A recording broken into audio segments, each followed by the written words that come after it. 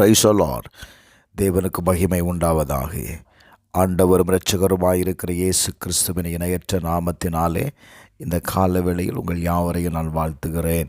இந்த நாளுக்கான தேவனுடைய வார்த்தை யோவான் எழுதின சுவிசேஷம் 14வது அதிகாரம் 1வது வசனம். உங்கள் இருதயம் கலங்காதிருப்பதாக, தேவனிடத்தில் விசுவாசமாயிருங்கள், என்னிடத்திலும் விசுவாசமாய் இருங்கள். அநேக காரியங்களை நாம் கடந்து வந்திருக்கிறோம். இந்த கால வேளையில் சில காரியங்கள் நம்மை கலங்க பண்ணுகிறது. சில காரியங்கள் மாறாமல் இருக்கிறதுனால அது நமக்கு ஒரு மிகுந்த வேதனையை கொடுக்கிறது அல்லவா? ஆண்டவர் சொல்லுகிறார், நீங்கள் சோர்ந்து போகாதிருங்கள், தேவனிடத்தில் விசுவாசமாயிருங்கள், என்னிடத்திலும் விசுவாசமாய் இருங்கள், நான் உங்களுக்கு சமாதானத்தை பிரைஸ் தி லார்ட் வைத்து போகிறேன்.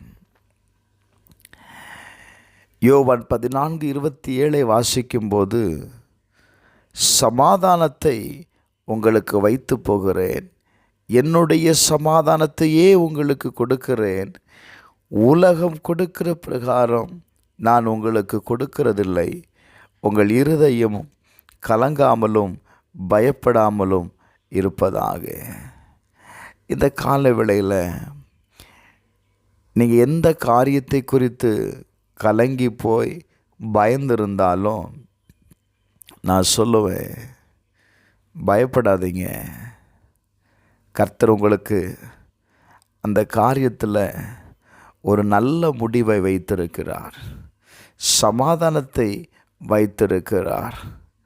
உங்கள் வாழ்க்கையில் இருக்கிற எல்லா கால தாமதமும் கர்த்தர் உங்களை உருவாக்கி கொண்டிருக்கிறார். Praise the Lord. இன்றைக்கு இந்த கால வேளையில் நான் சொல்லுவேன், ஏசாயா 26:3 வாசிக்கும்போது, உம்மை உறுதியாய் பற்றுக்கொண்ட மனதை உடையவன் உம்மையே நம்பியிருக்கிறபடியால் நீர் அவனை பூரண சமாதானத்துடன் காத்து கொள்வேன். கர்த்தர் உங்களை பூரண சமாதானத்தோடு காத்து கொள்ளணுமா? அவரை உறுதியாய் பற்றி கொள்ளுங்க. உங்கள் மனம் தளராமல் இருங்கள், சோர்ந்து போகாதீங்க. நான் சொல்லுவேன், நிச்சயமாய் உங்கள் வாழ்க்கையில் மாற்றம் கடந்து வரும். உங்கள் வாழ்க்கையில் முடிவு தான் ஆரம்பம். நீங்கள் தளர்ந்து போகாமல் தேவ சமூகத்தில் நீங்கள் உட்காரும்போது பிரைஸ் தி லார்ட், உங்களுக்கு கட்டாயம் அந்த இடத்துல ஒரு மகிமை உண்டாகுங்க. 1 பேதுரு 1:21 வாசித்து பாருங்க. உங்கள் விசுவாசமும் நம்பிக்கையும் தேவன் மேல் இருக்கும்படி அவரை மரித்தொழுது எழுப்பி அவருக்கு மகிமை கொடுத்தார். உங்கள் விசுவாசமும் நம்பிக்கையும் தேவன் மேலே இருக்கட்டும். இதுவரையிலும் நம்ம நம்பிக்கையை வேறு இடங்களில் வேறு நபர் மேலே வைத்திருக்கலாம். ஆனால் நான் சொல்லுவேன், உங்கள் நம்பிக்கையை கர்த்தர் மேலே வைங்க. அவரால் கூடாத காரியம் ஒன்றுமில்லை. கர்த்தர் கட்டாயம் உங்கள் வாழ்க்கையில் பெரிய காரியங்களை செய்வார். நீங்கள் மகிமையை காணப்போகிறீர்கள். செபிப்போமா?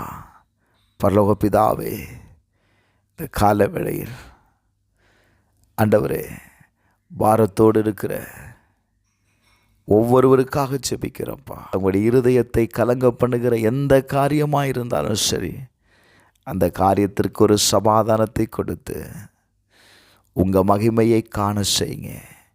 இயேசுவின் நாமத்தில் அற்புதம் நடக்கட்டும். உங்கள் நாமம் மாத்திரம் மகிமைப்படட்டும். இயேசுவின் நாமத்தில் ஜெபிக்கிறேன் பிதாவே, ஆமென்.